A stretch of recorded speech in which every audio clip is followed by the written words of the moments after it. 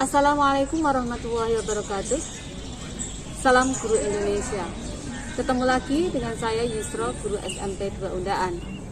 Nah, pada video kali ini saya akan menjelaskan tentang saya akan berbagi info tentang pemutakhiran data mandiri pada MySAPK untuk bagian penghargaan. Jadi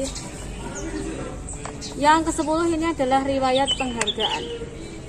Jika Bapak Ibu tidak memiliki riwayat penghargaan atau memang tidak punya riwayat penghargaan yang mau diinput, berarti Bapak Ibu langsung klik yang kanan, data sudah sesuai. Tetapi jika Bapak Ibu ingin menambahkan penghargaan, contoh kita sebagai guru ada yang namanya Satya Lencana atau karya Satya 10 tahun, 20 tahun, 30 tahun. Nah, misalnya pada saat kita ngisi simpek kita belum input karya Satya, nanti pada saat pemutakhiran data kita bisa tambah baru.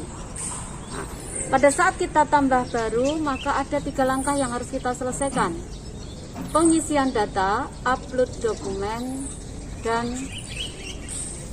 ringkasan. Nah, pada saat ini tambah riwayat di bagian pengisian tambah dokumen, di sini dokumen yang harus Bapak Ibu isi tanggal sama kapan dapat nomor dokumennya berapa. Pada saat Bapak Ibu sudah mengisi halaman pengisian data penghargaan, Bapak Ibu bisa lanjutkan ke langkah yang kedua, unggah dokumen. Di unggah dokumen, Bapak Ibu tinggal unggah dokumen penghargaannya. Kalau sudah diunggah, kita lanjutkan pada ringkasan dari apa yang sudah kita isi. Kalau sudah yakin benar, maka centang, saya menyatakan data yang saya input benar. Kita kirim, pemutakhiran data penghargaan sudah selesai. Nah, yang berikutnya, yang ke-11, ini adalah riwayat organisasi. Pada riwayat organisasi, jika Bapak Ibu tidak memiliki riwayat organisasi atau memang tidak ada yang pengen ditambahkan, berarti Bapak Ibu tinggal klik yang kanan. Jadi pada dashboard halaman riwayat organisasi di pojok kanan saya tidak ada data organisasi atau sudah sesuai, dan yang biru itu adalah tambah baru. Kalau Bapak Ibu tidak ingin mengisi dan sudah sesuai, klik yang kanan. Tapi kalau Bapak Ibu punya, misalnya pada waktu ngisi simpek Bapak Ibu belum jadi pengurus PGRI di Kecamatan Bundaan, pada saat pemutakhiran data Bapak Ibu jadi ketua PGRI, berarti Bapak Ibu punya riwayat organisasi yang baru, maka klik tambah baru. Pada saat Bapak Ibu klik tambah baru akan muncul dashboard halaman isian riwayat organisasi. Pada riwayat isian organisasi ini ada 3 langkah yang harus dikerjakan: pengisian data, unggah dokumen, dan ringkasan. Pada saat pengisian data, Bapak Ibu isikan di situ status organisasinya sebagai apa, dimulai kapan, tanggal berapa. Nah, kalau sudah diisi, lanjutkan pada langkah yang kedua adalah unggah dokumen. Yang harus Bapak Ibu unggah dokumen adalah dokumen kartu anggota atau kartu ketua di organisasi itu atau SK-nya. Setelah Bapak Ibu unggah dokumen selesai, lanjutkan, kita akan muncul pada ringkasan. Di ringkasan itu masih belum yakin, Bapak Ibu bisa klik kanan ubah. Tapi kalau sudah yakin benar, Bapak Ibu bisa centang, saya menyatakan data yang saya input adalah benar. Kita kirim, pemutakhiran data riwayat organisasi selesai. Jadi di dashboard pemutakhiran data mandiri sudah hijau hingga 11 poin. Dan yang terakhir adalah riwayat CLTN. CLTN ini adalah cuti di luar tanggungan negara. Jika Bapak Ibu tidak punya, seperti saya tidak punya SKCLTN, maka saya di dashboard bagian pemutakhiran data CLTN akan ada di bagian kanan. Saya tidak punya, atau yang sebelah kanan diklik saja, di pojok kanan diklik. Tapi kalau Bapak Ibu punya riwayat CLTN atau SKCLTN, silakan tambah baru. Setelah Bapak Ibu tambah baru, maka akan muncul halaman isian riwayat CLTN. Pada saat di halaman riwayat isian CLTN ini, 3 langkah yang harus Bapak Ibu lakukan seperti sebelumnya, yaitu yang pertama adalah pengisian data, yang kedua unggah dokumen, dan yang ketiga ringkasan. Pada pengisian data CLTN ini, Bapak Ibu menuliskan dengan lengkap jenis CLTN-nya apa, nomor surat keputusan, tanggal surat, tanggal awalnya kapan, tanggal akhirnya kapan, dan kalau ada nomor pertek, persetujuan teknis dari BKN, juga tanggalnya juga dituliskan. Nah, kalau sudah diisi lengkap pada poin pengisian data, bisa dilanjutkan ke poin yang kedua, unggah dokumen. Dan unggah dokumen nanti akan yang kedua berarti nanti Bapak Ibu akan harus ngupload SK CLTN-nya ya.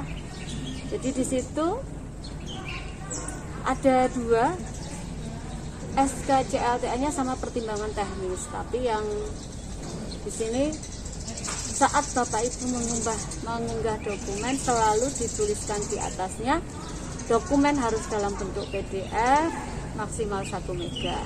Kalau sudah diunggah, nanti di pojok kanan akan ada titik hijau. Selesai kita lanjutkan, akan muncul pada kolom yang ketiga adalah ringkasan. Ringkasan ini adalah ringkasan yang sudah Bapak Ibu isi semua. Kalau sudah dilihat ternyata masih ada yang salah, berarti Bapak Ibu bisa klik ubah. Tapi kalau sudah yakin benar, maka Bapak Ibu bisa centang, saya menyatakan data yang saya input adalah benar. Centang, kita kirim. Selesai sudah pemutakhiran data mandiri yang harus Bapak Ibu lakukan 12 poin. Jadi setelah 12 poin Bapak Ibu sudah mutakhirkan semua, nanti Bapak Ibu bisa melihat di situ ada histori pengajuan. Pada saat histori pengajuan, di histori pengajuan akan muncul yang Bapak Ibu mutakhirkan datanya apa, mulai dari ubah profil golongan hingga yang terakhir tadi CLTN. Setelah semuanya, jadi histori pengajuan itu ada di pojok kanan tuh. Nah, setelah sudah Bapak Ibu mutakhirkan semua, maka halaman pemutakhiran data mandiri akan berwarna hijau lengkap ya. Ini adalah halaman pemutakhiran data mandiri. Terus halaman histori pengajuannya kayak gini. Jadi di sini adalah halaman histori pengajuan, riwayat apa yang sudah dimutakhirkan. Di pojok kanannya ada tulisan input berkas. Jadi keterangan pada histori pengajuan itu di pojok kanan input berkas, artinya usulan itu masih antri di verifikator instansi. Nah, kalau berkas disimpan itu sudah terverifikasi, artinya usulan sudah diperiksa oleh verifikator dan diperiksa oleh approval. Approval surat usulan artinya usulan itu sudah disetujui oleh instansi. Tapi proses pemutakhiran data mandiri ini hanya diberikan waktu dari 15 Agustus 2021 hingga 14 September 2021. Jadi Bapak Ibu masih punya waktu hampir 3 minggu untuk menyelesaikannya. Karena apa? Setelah tanggal 14 September, aplikasi Maya SAPK ini ditutup sementara Dan mungkin untuk tahun 2022 akan dibuka kembali seluas-luasnya untuk data pribadi Bapak Ibu. Jadi manfaatkan waktu untuk mulai aktivasi hingga pemutahiran 12 data yang harus dimutakhirkan. Nah, setelah Bapak Ibu memutakhirkan data, nanti di kanan ada dokumen saya. Dokumen yang sudah Bapak Ibu unggah itu nanti bisa di-download. Jadi dokumen Bapak Ibu aman dan data bisa terekam dengan sempurna. Nah, yang terakhir ada halaman kompetensi dan performa. Mungkin saat ini masih pada kosong. Jadi target BKN diharapkan tanggal 15 Agustus sampai 14 September 2021 ini semua pegawai sudah melakukan PDM pada SAPK. Terima kasih atas perhatiannya, semoga bermanfaat. Jika ada kesalahan mohon dimaafkan. Salam Guru Indonesia. Assalamualaikum warahmatullahi wabarakatuh.